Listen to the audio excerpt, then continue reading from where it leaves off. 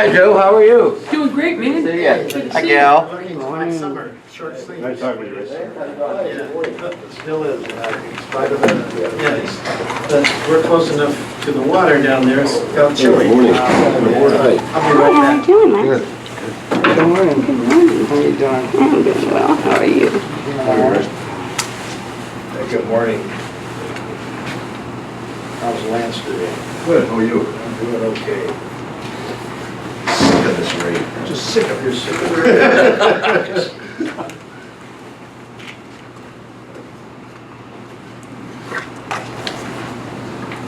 It actually feels good, smells good. It does, no, it really does.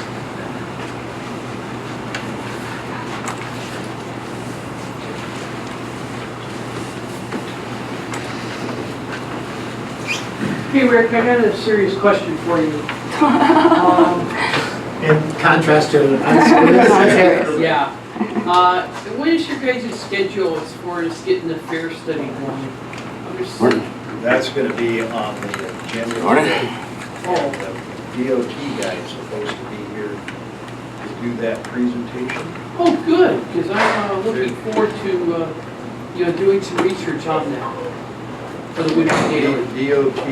DOT is, on that. Good. What? Yeah, it's Great. coming out. The DOT is actually, they're going to do a presentation for us on the study. So it's definitely something that's it's in the, not just the radar, but in the crosshairs. Good, because I'm supportive of it, but I just want to research it to make sure that we're going in the right direction. I've been watching and listening to every single board meeting for the past year, because I'm out of business. And I'm really concerned about the future of not just the county connectors, but the future of even Island Transit itself. Because if push came to shove, I could go from Skagit through their connector to Everett, to Mukilteo, through the ferry, and get back here to all the other good stuff Winky has. But still, Well, I think your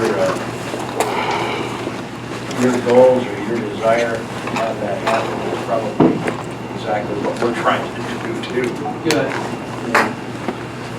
I'm happy that the board that I completely trust now, and the board that's pretty aligned with goals that I think most of the ridership wants, like getting the county connector.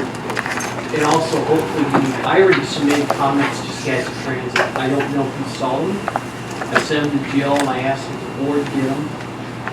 But I told Skagit Transit that, they really are making a mistake in their transit development plan by not even discussing the possibility of a reception pass bus stop. Well, we're having that discussion next month.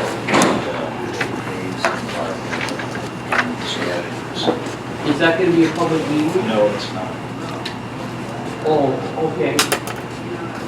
I don't know that people are precluded from that, but it's a small meeting at Mark Bailey's request. Oh, Being kind of surprised. okay, great. So just make sure you don't have a majority of the board members there. Yard work and stuff scheduled for this weekend and landscape work and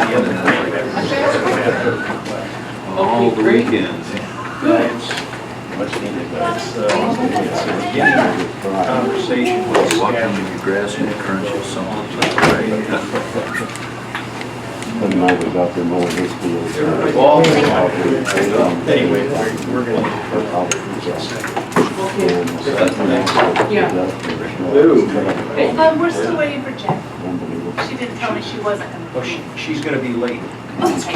Yeah, she sent an email. Jill is. She's not here. So we have.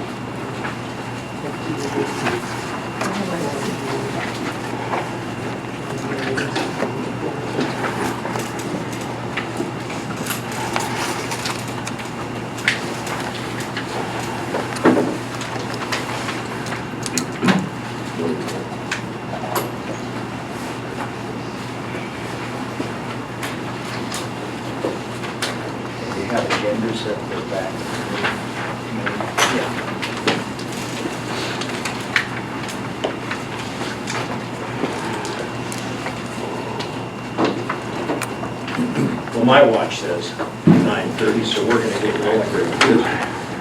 You ready? And so this is our regular Transit Board meeting for July the 24th. And if you join us in the Pledge of Allegiance, and Rick, will you lead us in the Pledge of Allegiance? Pledge allegiance to the flag of the United States of America and to the republic for which it stands, one nation, under God, indivisible, with liberty and justice for all. Our meetings are conducted by outlined in our agenda, when there's a copy of the agenda at the back of the room. You follow along with that, and during the course of this meeting, we will have an opportunity at each agenda item for public comments. You'll have 3 minutes to state your comments. And if somebody has made a statement that you agree with, rather than repeating their statement, just support their statement by saying that you agree with it. And so pretty much for the management of our time to get through this thing, we try to get through these by or before noon. We do not have any guests here that I don't believe that are joining us today, special guests. And so the next item on our agenda is the approval of the July 24th agenda items.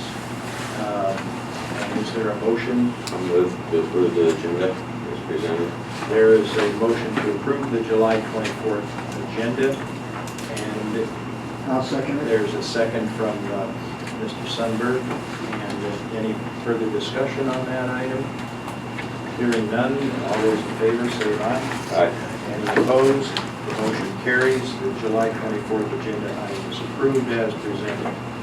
Next item is the approval of the minutes for the May 22nd regular business meeting. Entertain a motion for that.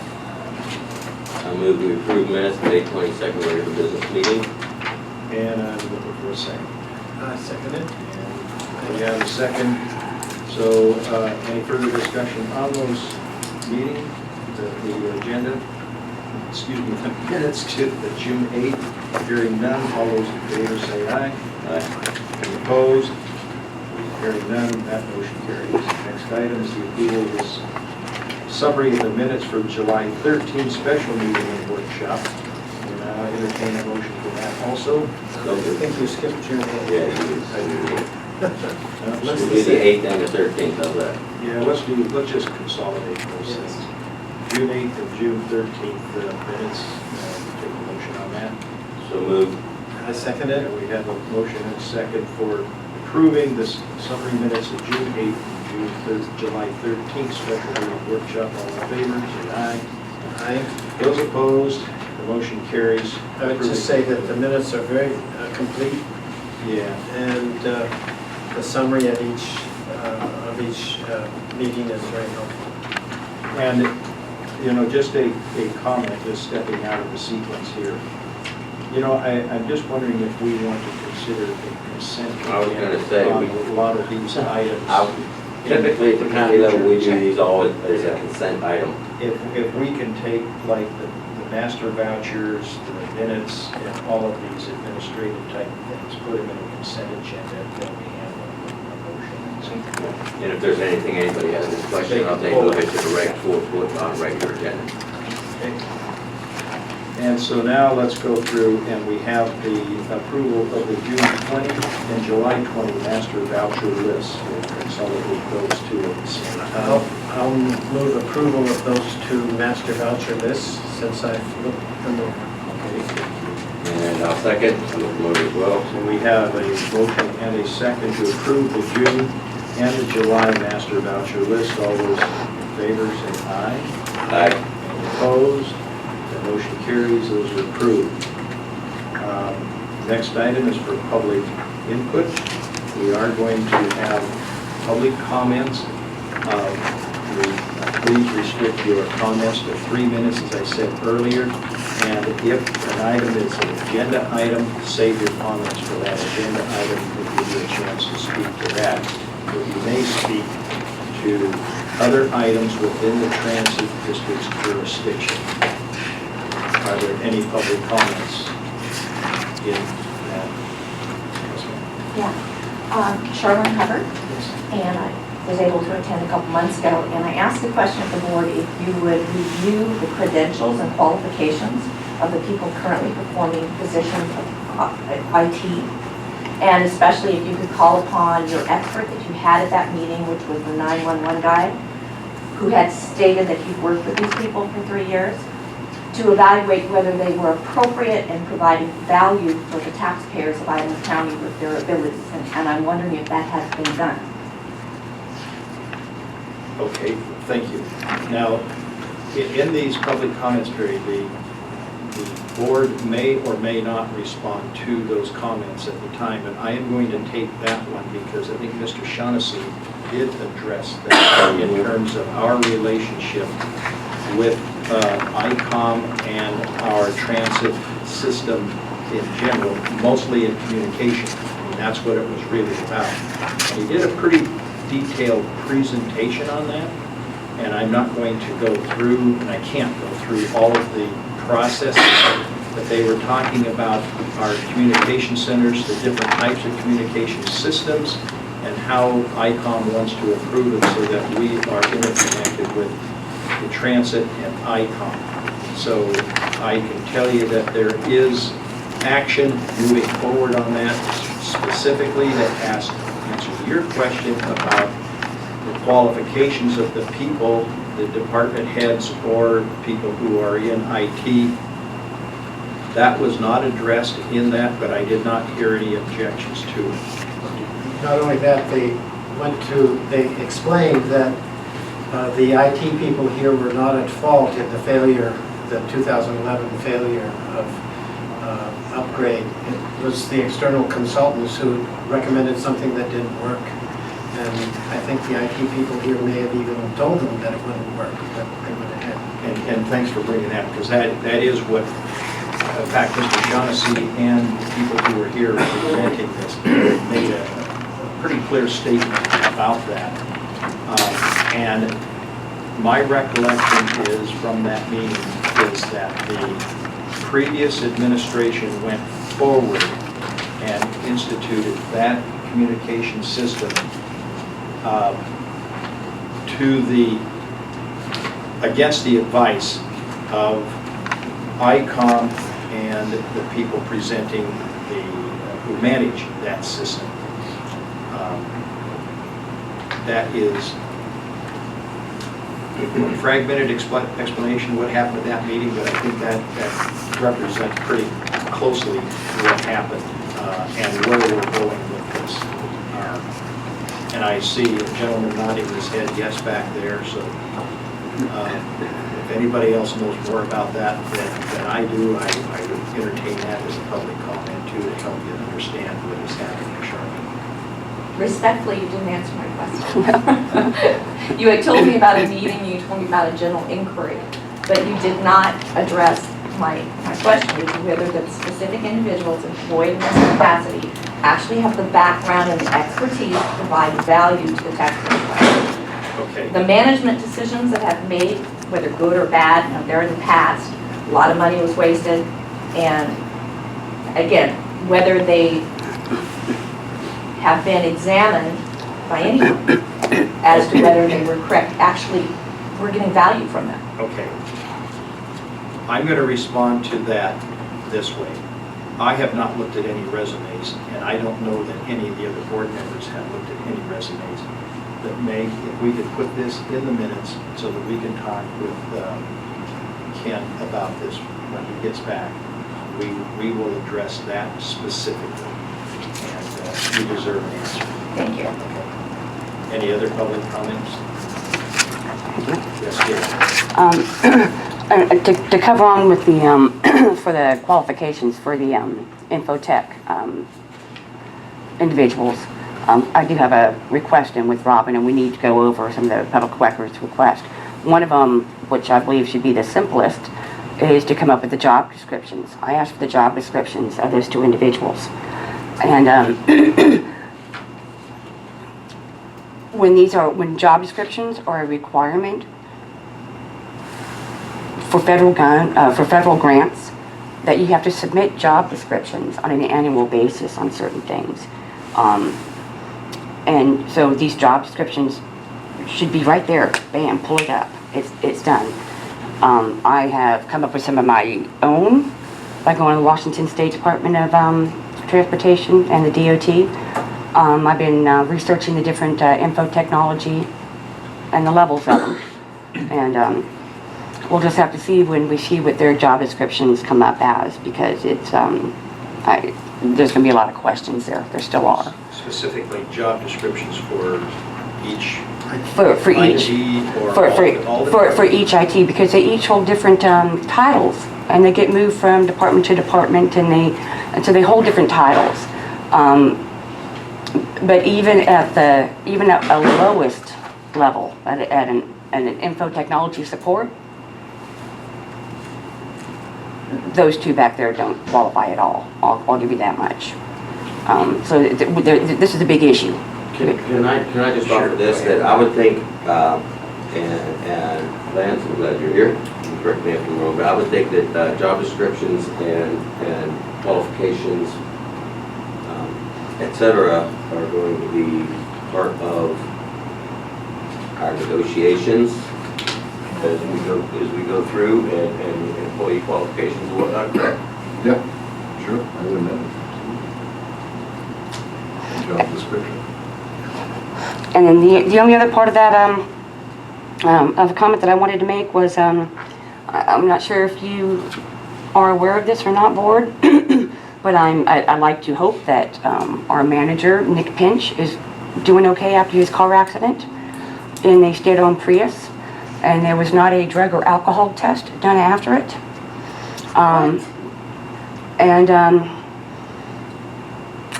When I hope he's doing okay because he had recent surgery.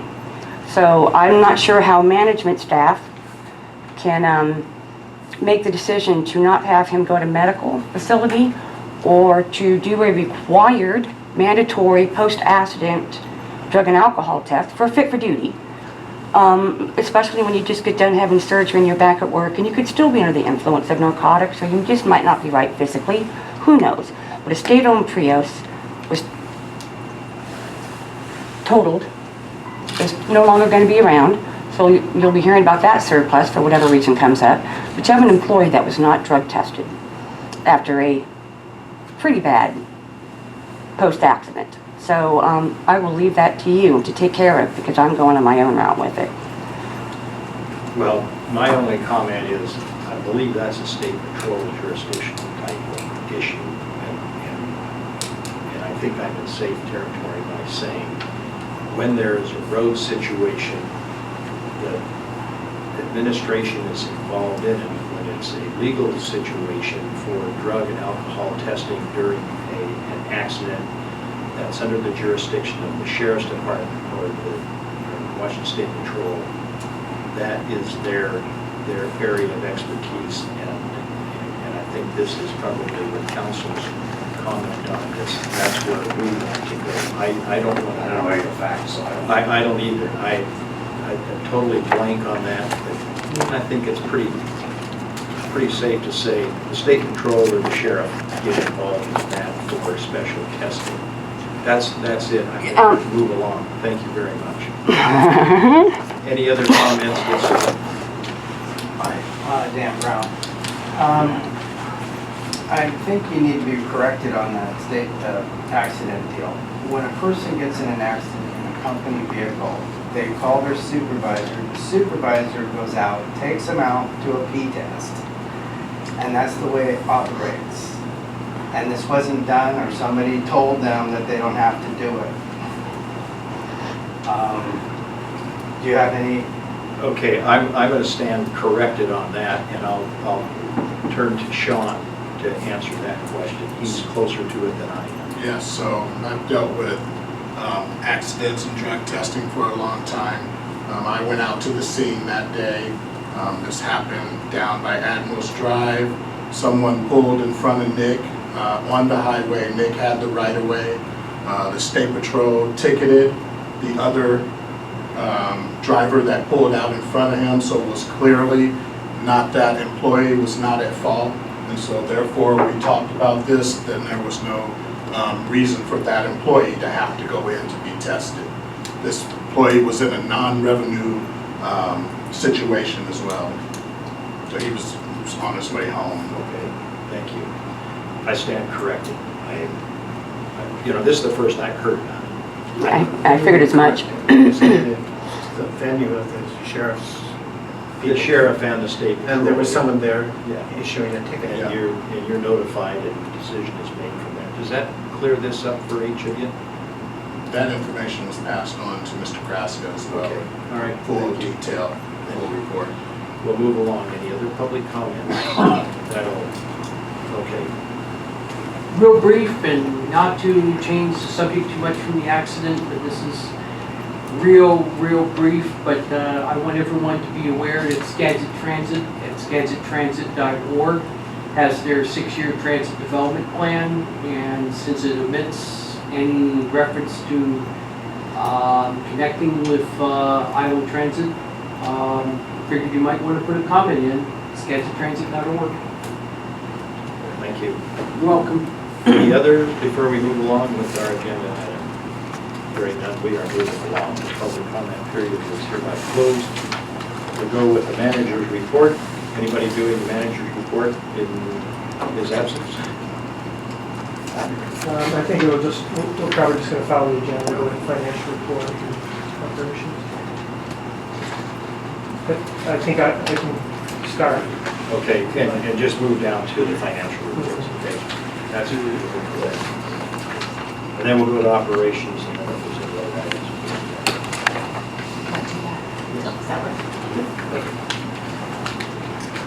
So I put together this PowerPoint presentation just to summarize the information that was sent out to the commissioners about just various financial points that I wanted to bring up.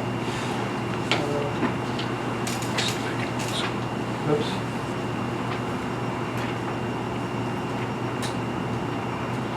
Okay. So the first item is just June cash. It's at 1.38 million.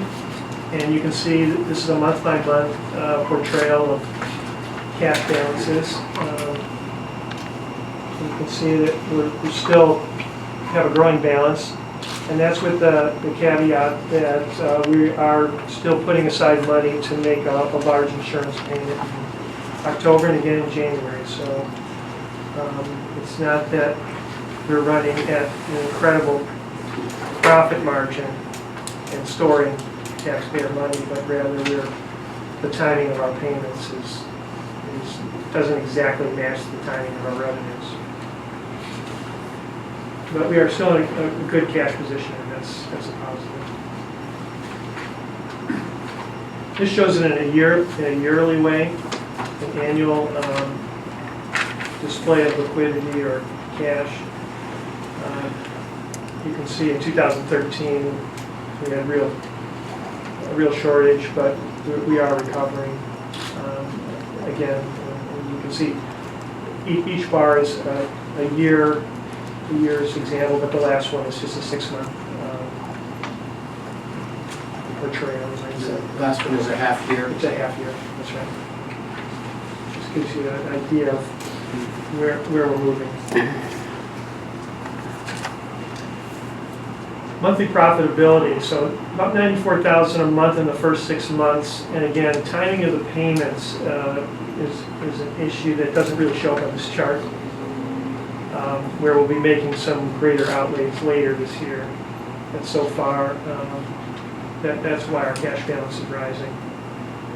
It's because we're receiving the revenue. We planned it this way, receiving the revenue early in the year, and then a lot of those payments are going to go out later in the year.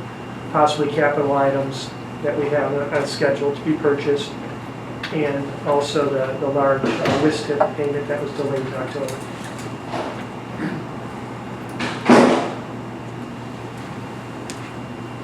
Annual profitability. So this is since 2011, and you can see we saw this 2 months ago as well. The auditors identified in their report that in 11, 12, and 13 we weren't even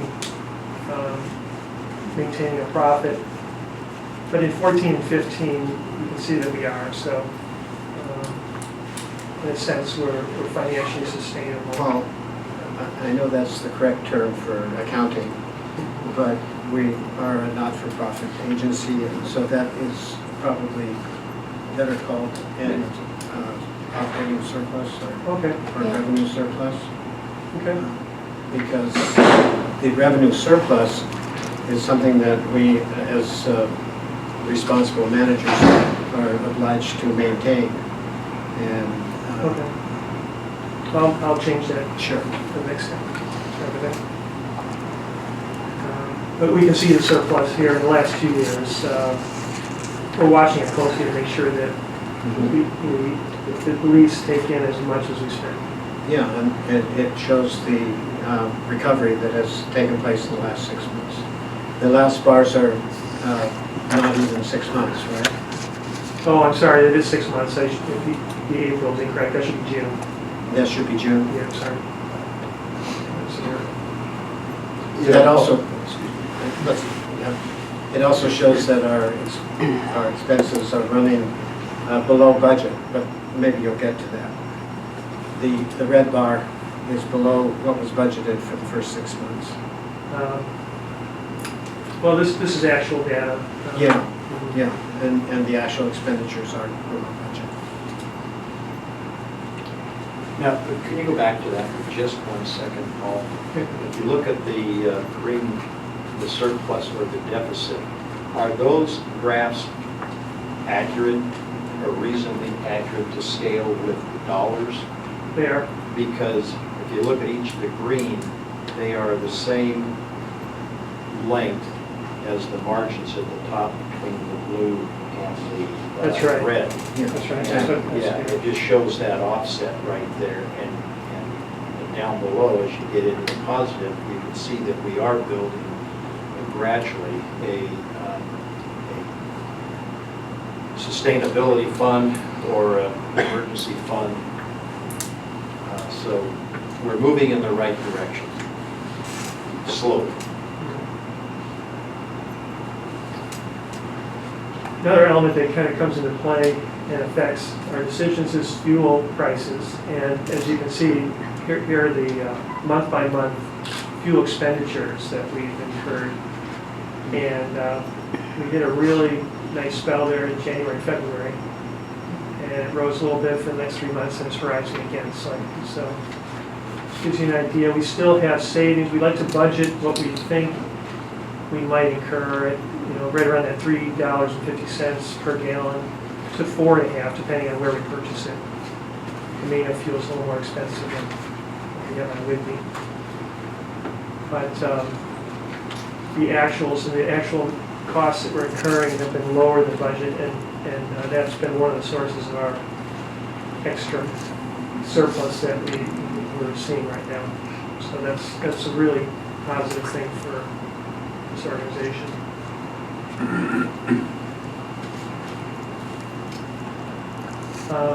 And like I said before, this is an update to our ridership statistics. We reduced some service last year, and it's impacting our ridership. You can see the last 6 bars are last year's figures, and the first 6 bars are this year's. They just left those last years in there just for comparison. And you can see we're running at a little lower, significantly lower ridership. But that's what happens when you reduce your costs. It reduces the runs, and the ridership will fall naturally.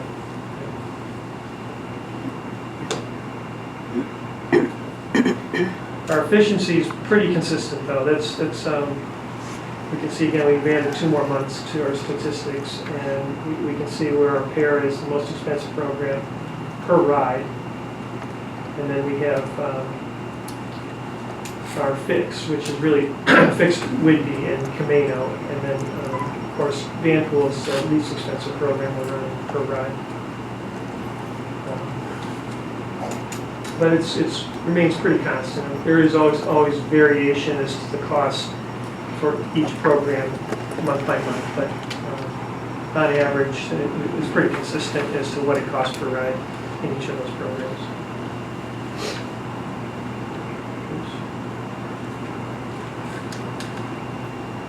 And these next slides are really 411 considerations that I could talk about now or we could talk about later. I know that that's also on the agenda.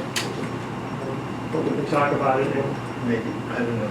Come back to it. Or Come back Come to back it. to it. It'd would be you like to, okay. more relevant to our conversation. So that's all, yeah, that's all I have really to say. Does anyone have any questions or further questions?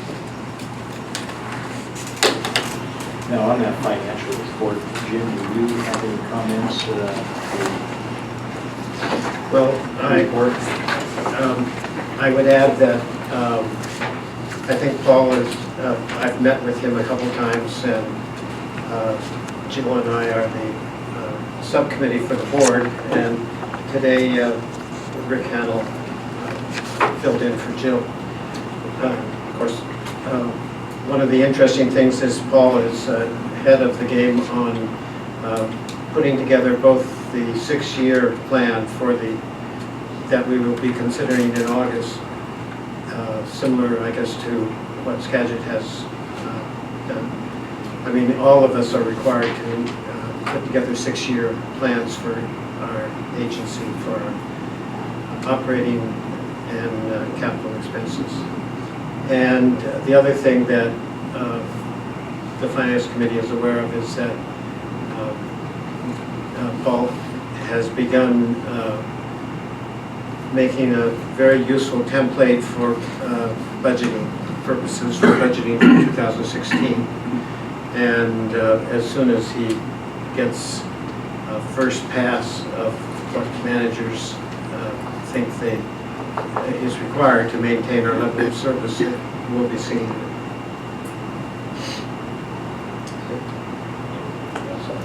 Yeah. Next item then, operations. Sean? So I'll defer until we get to the 411 discussion. Okay. Any other items that the board? Lance, do you have any comments or do you want to discuss at this particular time? I don't. Rick? Okay, so we're going to move on to the chair's report. A couple of things I would like to bring up to date on is, let me outline a little bit of where my focus is as the chair on this board. Each one of the board members has been delegated responsibilities with respect to the transit system here. Obviously, we've heard that Jim, he's involved in the finance side of it, and each of us come from different backgrounds, and one of the focuses that I have is not to micromanage the operation, but rely on the department heads to manage this operation and through their executive director. And my focus is to pay close attention to what the executive director's styles and decisions are as he works between the board and the staff. The executive director works at the pleasure of the board and not the other way around. The other area that, two other areas that I'm personally focused on are related to the big picture. Number one is this building has not been closed out. And we've been occupying this building for 2 years without closing out the construction process with FTA. And we are getting very, very close to coming to a conclusion with the contractor and the architect. The architect is actually back in the conversation, which he should have been in my opinion, 2 years ago. And there is about $500,000 of subcontractor retention being held in escrow that is no fault of most of these subcontractors. And to me, that's unconscionable that people's money is tied up for long periods of time. That there is a process that you have to go through to release that money, and part of that process is getting audit approval from the different agencies like the State Department of Revenue, L&I, et cetera, to make sure that taxes are paid by each of these people. And the state will not do the audit on the individual contractors until they package them all together. And that doesn't happen until we have a sign-off with the architect.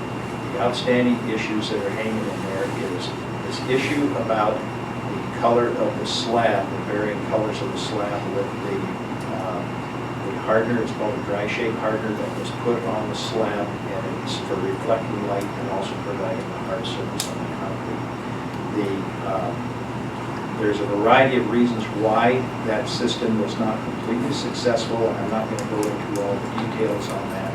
But the consequence also of the way the slab was poured and designed, it has created not just checking but cracking in the slab. It's not structural, it's visual, and that was a hang-up for the previous executive director, not really understanding, in my opinion, what the relationship is to the structural design of the slab and the results where we're getting cracking in that slab. The architect is involved in it. We are coming to a conclusion with the contractor. In my opinion, the contractor has been very cooperative and straightforward to working toward a solution on this. And one of our goals is not to become involved in a legal confrontation with any of the parties. I think this thing can be solved in a reasonable period of time. We have targeted 90 days from the date that we started these conversations with the contractor, the architect, which was June 18th. We're looking at September 18, September 20 in that area to have a solution, and the correction should be made shortly thereafter. And so I don't have a definite resolution, who's paying for what, how it's going to be resolved, but we are getting close to getting this building closed out. And the other part that I'm personally really involved in, close with the staff, is to improve the efficiencies and the connectivity, the seamless connectivity with the other transit districts. I have been, and I have a number of emails here with Barb Bailey and Dave Hayes, Representative Hayes, and we are working toward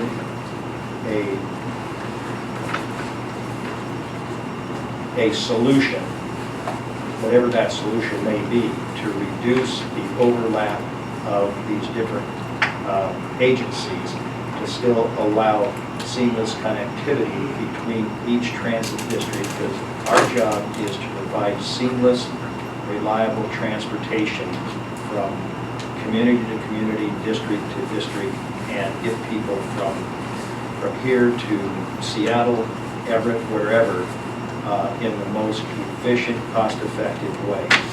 And we are working towards doing that, and I think that's, I can't speak for the board, but I believe that the board is probably on board with that kind of approach. So we will talk about the 411 and that stuff when we get into this part of the agenda. So rather than micromanaging, I'm looking more at, my focus is more on the big picture of how we can improve this operation. That's all I have to say. Any further comments? Do you have anything?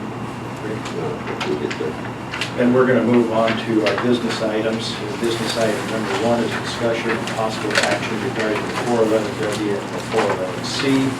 And I'm not sure, I guess, Robin, you're going to present on this. We have asked for, and Matt, we've asked for a summary of what do those bills really mean to us in terms of, there's 2 of them. One for $1 million that has strings attached requiring island transit charge fares. The $2.3 verbally says no strings attached, but they're both for the Tri-County connector. And, well, I'm just $1 going million is for the 412. for the 412. $1 million is not an issue, that's for the 412 route. The 411 is what we're discussing.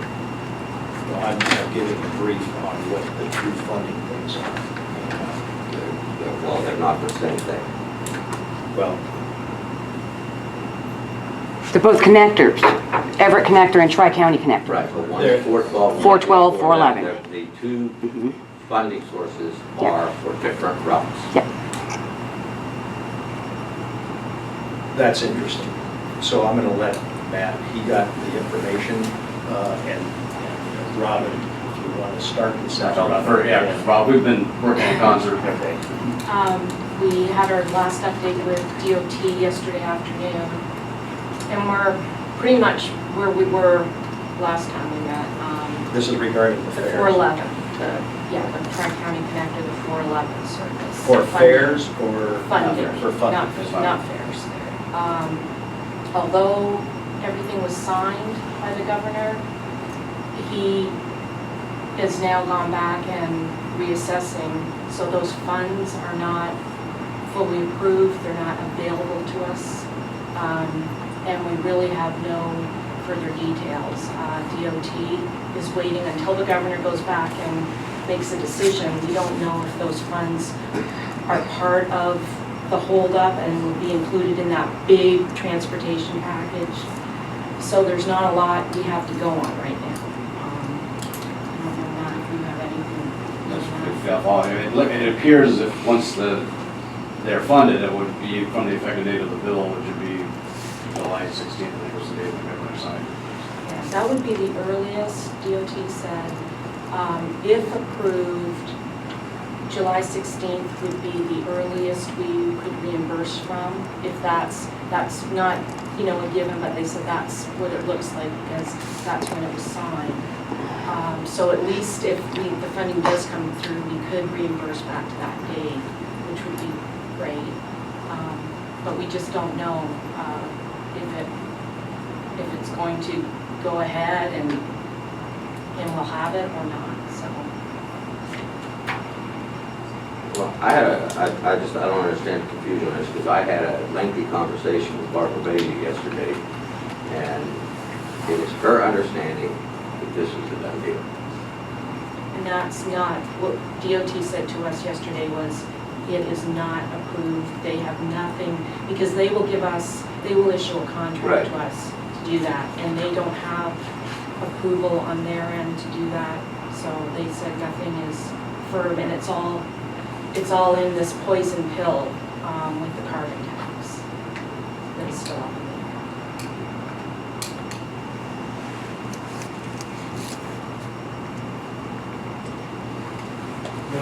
air. Rick Cannell and I met with Paul on the financial end of this and concluded that the policy trade-off for the board is a question of where we want to wind up at the end of 2015 and at the end of 2016. And Paul has put together a comparison of different levels of continuation of the 411 W and the 411C, which is the connectivity to Marsh's Point and the connectivity, I guess, to Camino Island. The C is for In Mount Vernon, right? Mount Vernon, yeah. And I don't know, I guess what I have is the summary, but I don't have the actual figures of the cost of continuing right here. I think that was passed out earlier. Well, when I spoke with Paul earlier, it's approximately $43,000 a month to run this service. Direct costs. Direct costs. We are currently, we are $100,000 ahead of our budgeted expenditures for the year, or behind. So we've got a $100,000 cushion, which would fund 2.5 months of 411. But even even with the way we're revenues and expenditures fall out, even if we were to continue the service as it is, no interruption or anything like that, we would still continue to move forward. We would continue to build a surplus even without the funding from the state for the 411 For how long? through to 2016 is what we projected. It's just a slower growth. If we were, I'll give you a copy of what I handed to the others.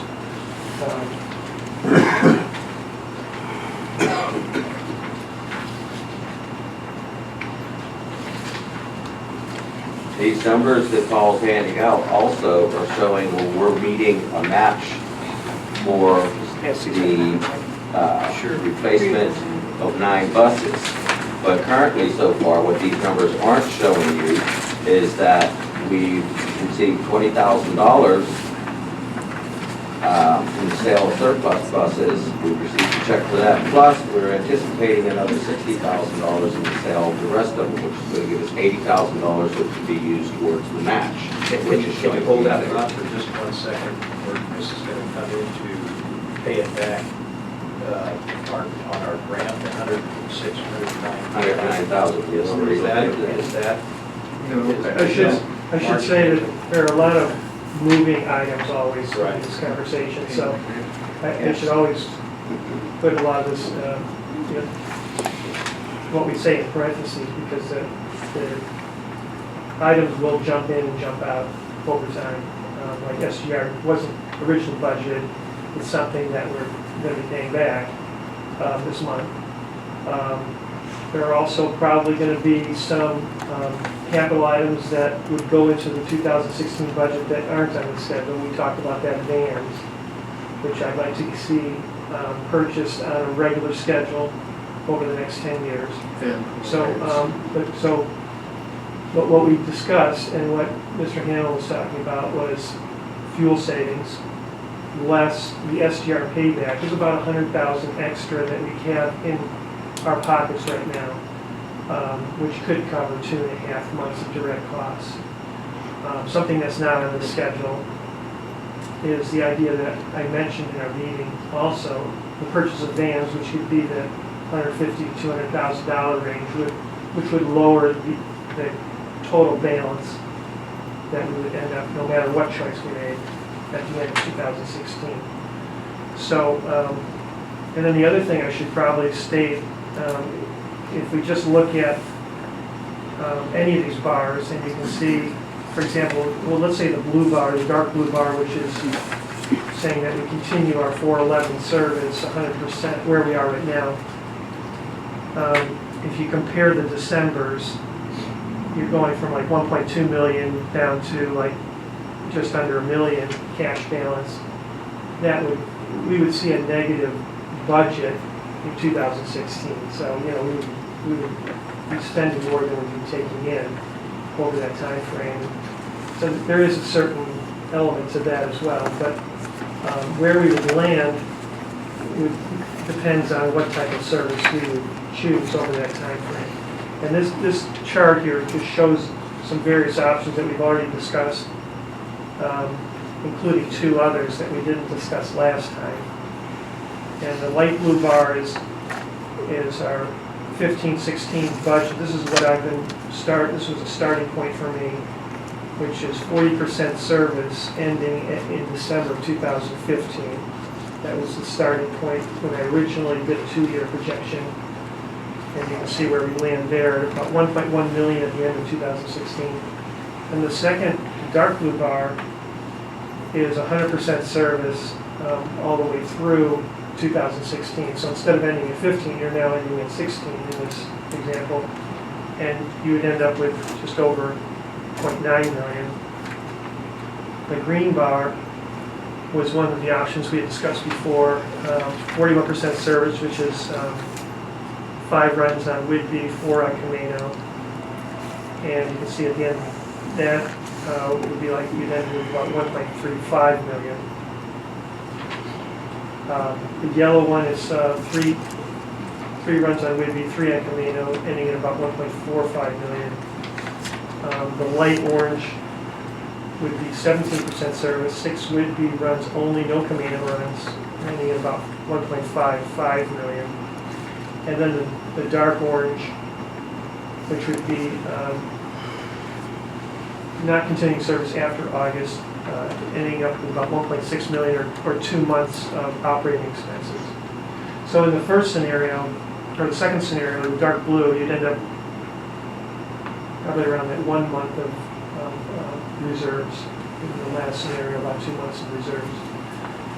So where we land depends on the choices that we make. One of the interesting things is the upward trend in the second half of 2016, sort of level the first 6 months, a little bit of up and down, and then an upward trend for all of the options discussed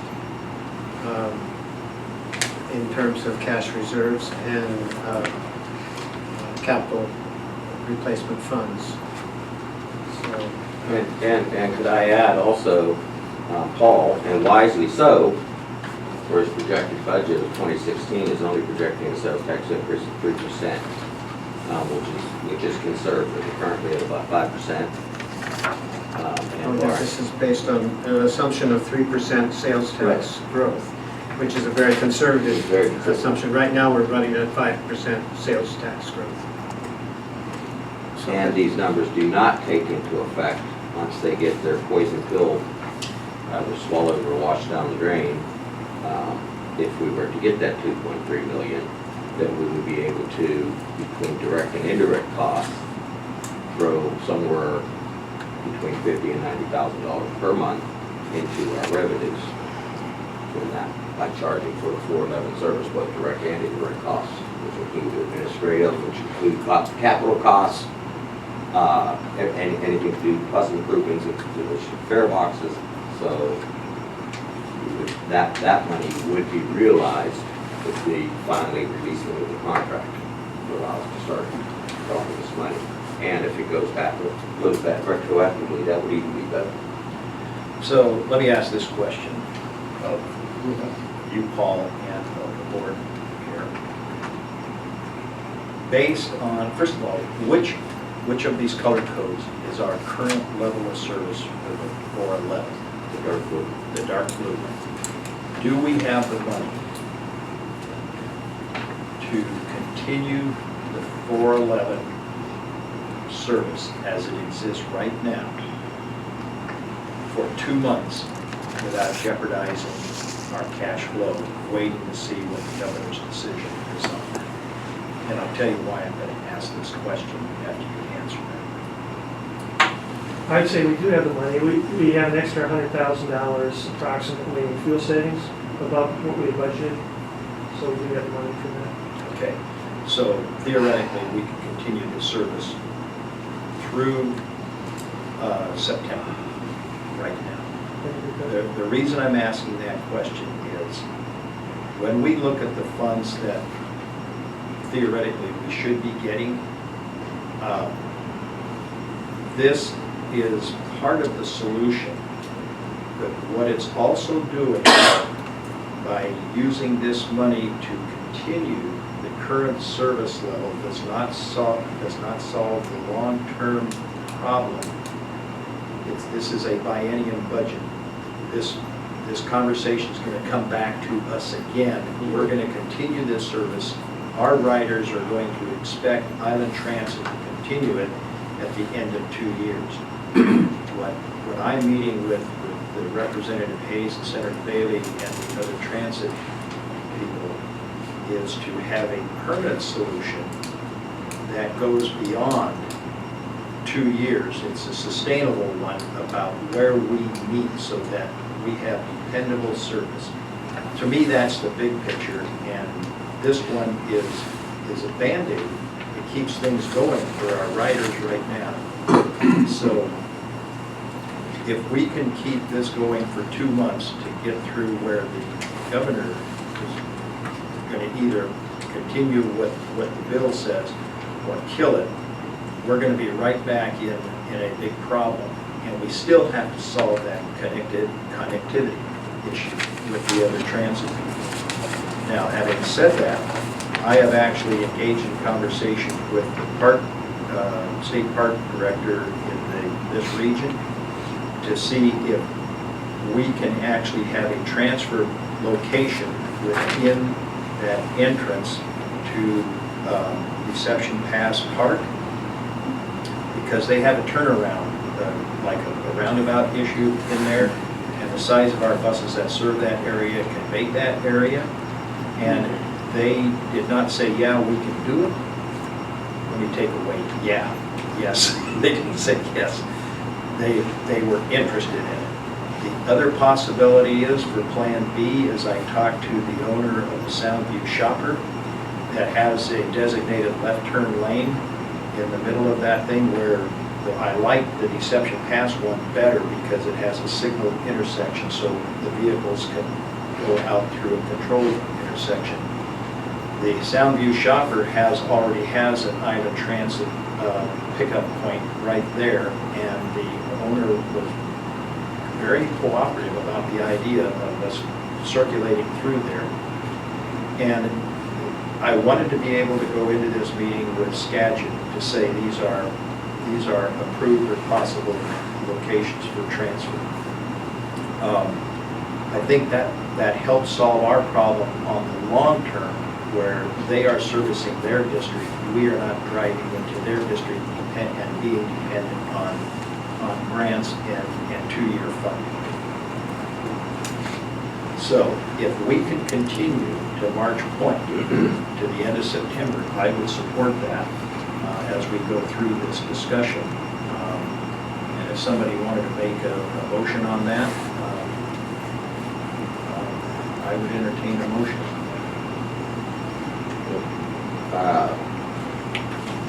My only thing I want to say and clarify before that, negotiation, I don't think that us providing the 411 service to citizens of Island County should be hinged on cooperation from Skagit.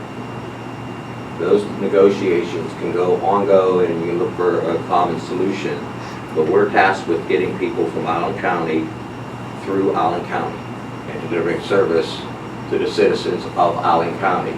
The citizens of Camino are Island County.